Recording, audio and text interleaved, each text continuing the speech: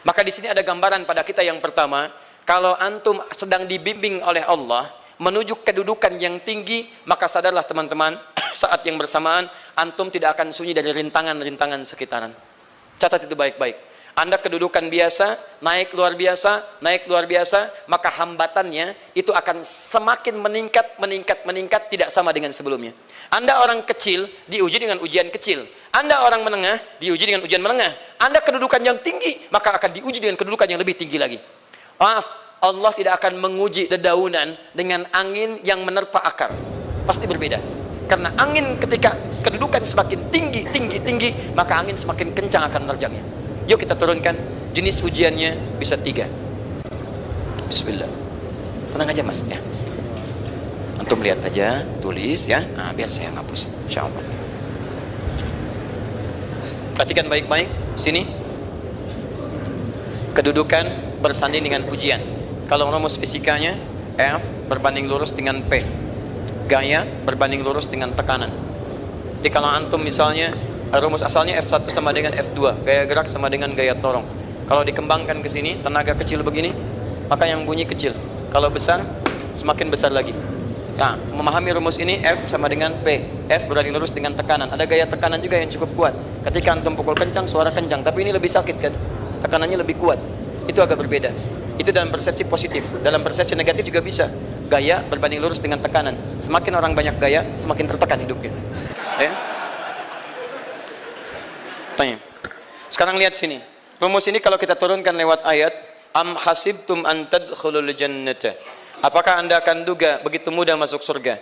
Walamma yatikum matalul ladzina khalau min qablikum. Sementara Allah belum menguji Anda seperti orang dulu yang dijamin surga mendapati ujian. Apa jenis ujiannya? Ini manhaj hidup kita dan kita berhenti di sini. Maaf, saya mungkin hanya 5 ayat dulu untuk hari ini ya. Massatuhumul ba'sa. Ujian pertama disebut dengan ba'sun. Jamaknya ba'sa. Ba'sa. Ini masih ringan. Misal, jarang ke masjid, sekarang mulai ke masjid. Begitu antum ke masjid, Allah kasih ujian sesuai dengan kadar niat antum. Kasih hujan gerimis. Ke masjid gak? Itu ba'sa. Begitu antum ke masjid, orang Arab katakan, nazil matar, turun hujan. La ba'sa, la ba'sa, la ba'sa. Gak ada masalah. La ba'sa, tidak ada masalah. Serap ke dalam bahasa Indonesia lewat labas. Labas lewat. Ringan. Berarti kalau antum diuji dengan yang ringan, maka antum kadarnya masih ringan, akan dinaikkan kepada yang menengah. Akan yang menengah. Hati-hati betul. Kalau antum belum lulus yang di sini, maka antum akan terus sampai di sini, sampai lulus di sini. Sampai lulus. Antum mau berangkat ke masjid gerimis bisa. Tiba-tiba nggak jadi di rumah. Istri antum mengatakan, "Pak, kok nggak ke masjid?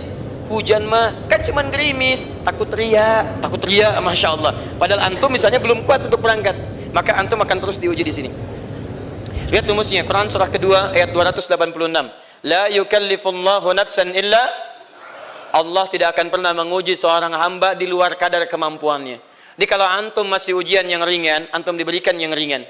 Antum naik menengah, diberikan yang menengah. Antum naik lagi level tinggi, diberikan ujian yang berat. Menengahnya disebut dengan darrun. Wad-darra, dari ba'sun jadi darrun. Jamaknya darra. Sudah menyakiti fisik. Kena fisik. Sudah melukai. Hujannya makin deras. Ya.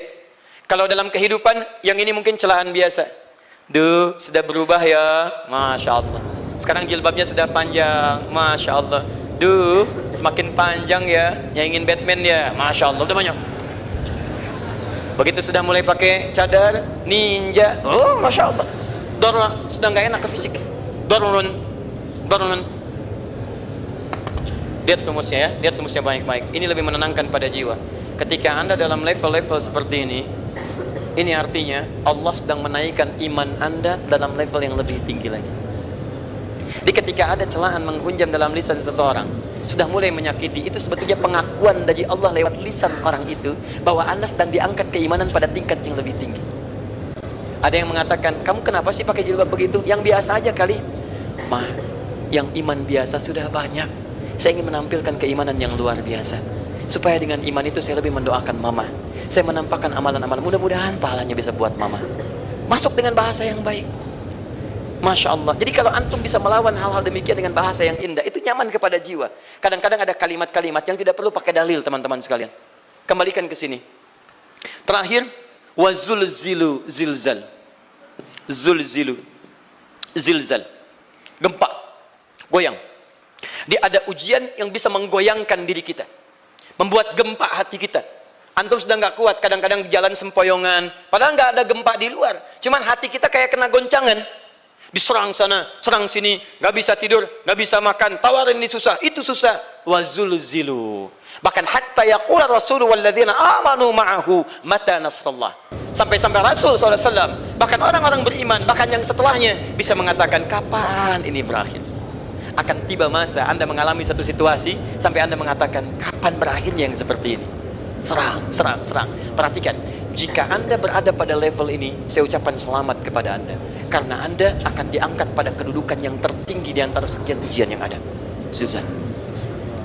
Artinya Allah akan naikkan Anda pada derajat yang tinggi. Karena hukum ujian tadi, la yukallifullahu nafsan illa wus'aha. Allah nggak akan menguji seorang hamba di luar batas kemampuannya. Jadi kalau Anda sudah dipandang oleh Allah siap menerima yang ini, maka Anda akan diberikan zilzal. Kalau Anda nggak mampu, Anda hanya akan diberikan darra atau ba'sun.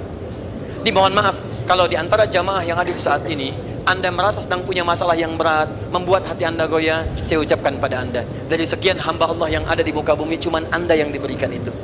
Artinya Allah akan mengangkat derajat Anda. Ayo bahagia.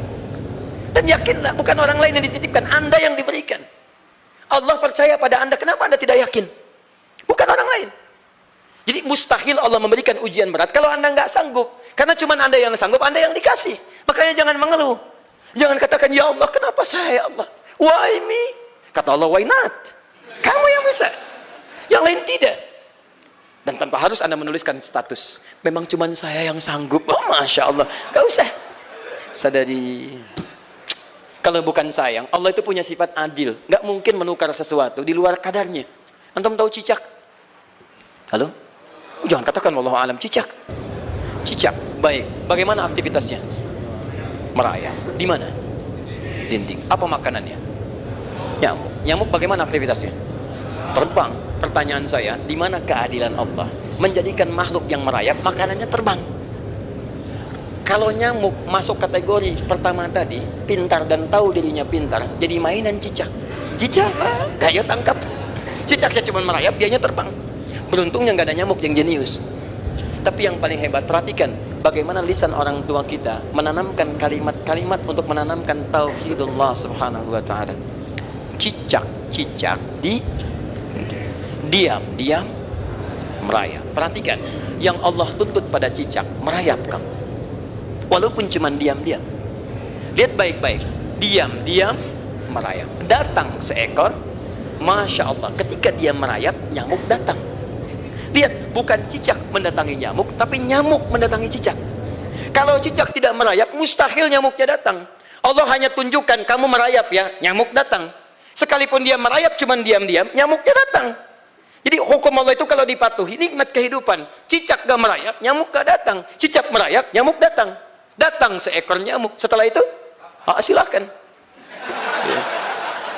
Jadi kalau kita teman-teman ikuti hukum Allah, mau berat, alhamdulillah. Mau ringan, alhamdulillah. Ya mau sedang, alhamdulillah. Begitu diangkat, artinya ada pengakuan dari Allah, iman kita akan diangkat. Cuman, bahasa Nabi Ya'qub alaihissalam kepada Yusuf alaihissalam, mesti ada persiapan dalam mengatasi itu semua. Tidak cukup hanya mendiamkan saja. Maka kata Nabi Ya'qub, jangan kisahkan dulu. Bikin dulu pemetaan-pemetaan untuk mudah mengatasi itu semua. Ini poinnya. Anda harus punya rencana.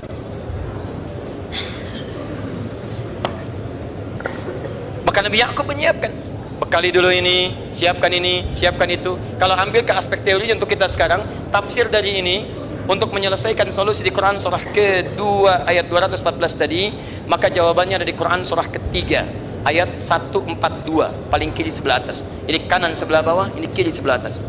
Dan awal ayatnya dibuka dengan kalimat yang sama. Perhatikan, Al-Baqarah ayat 214 kalimatnya menggunakan am hasibtum an tadkhulul jannah.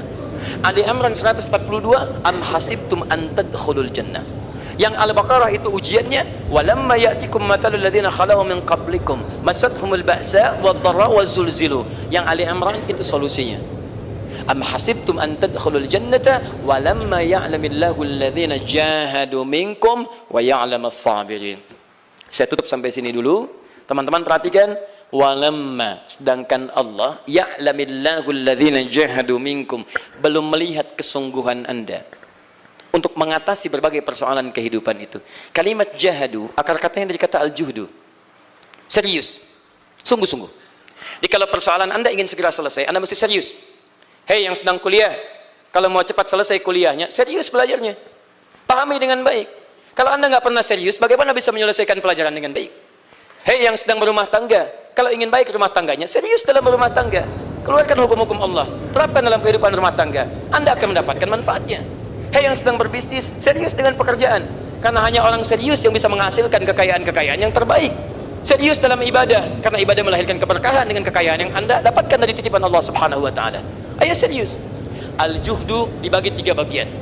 1, serius dalam merencanakan, disebut ijtihad namanya. Bikin rencana.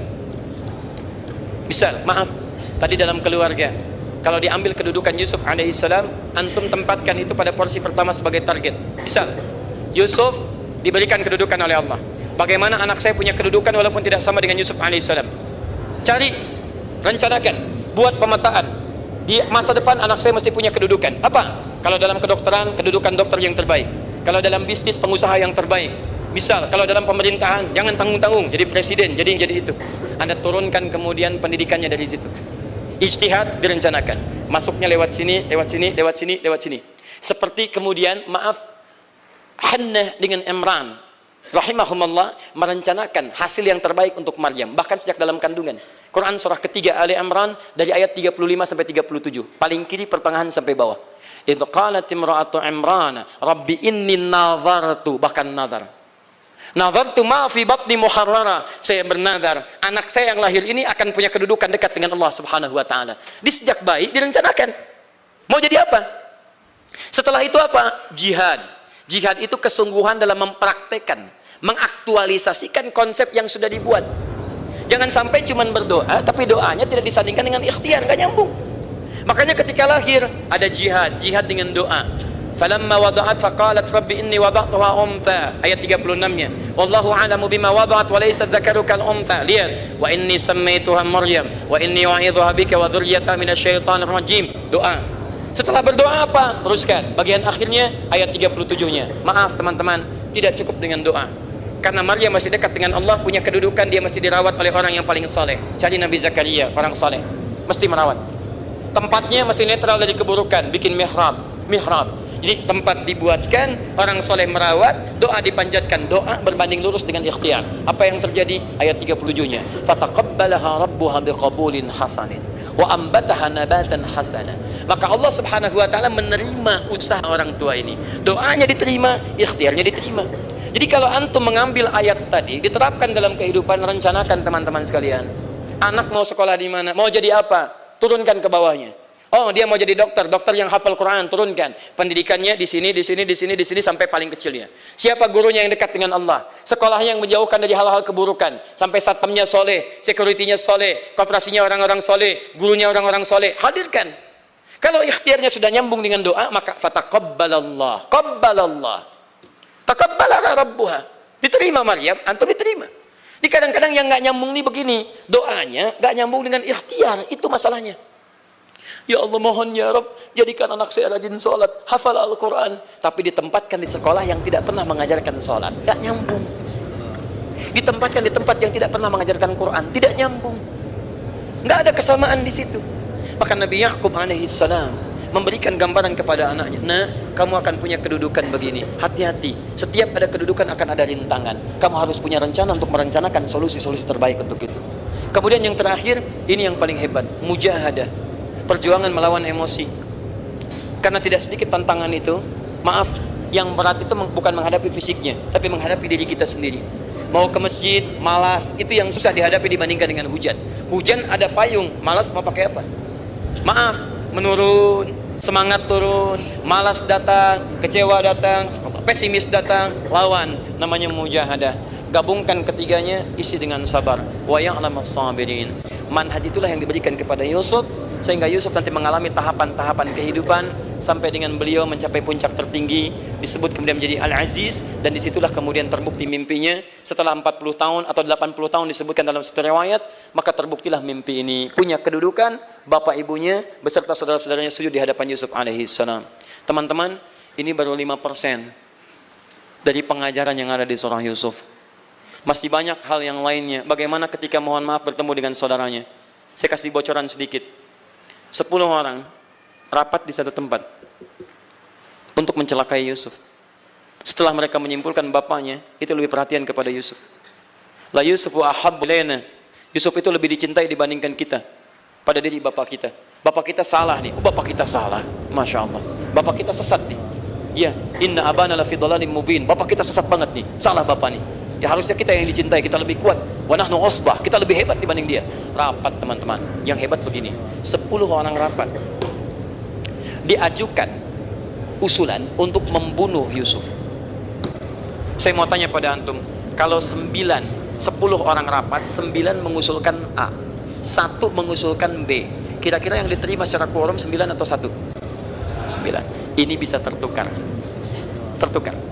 Pembunuhan diusulkan 9 orang condong, 1 orang mengusulkan la taqtulu Yusuf, jangan bunuh Yusuf, alqihi fi ghayabatil jubbi yaltaqithu ba'd as-sayyarah, cukup lemparkan dia ke tempat gelap, kemudian di tempat itu akan lewat para kafilah, dia diambil dan menjauh dari kita. Yang penting kan Yusufnya nggak ada, supaya dosa kita nggak berat-berat amat.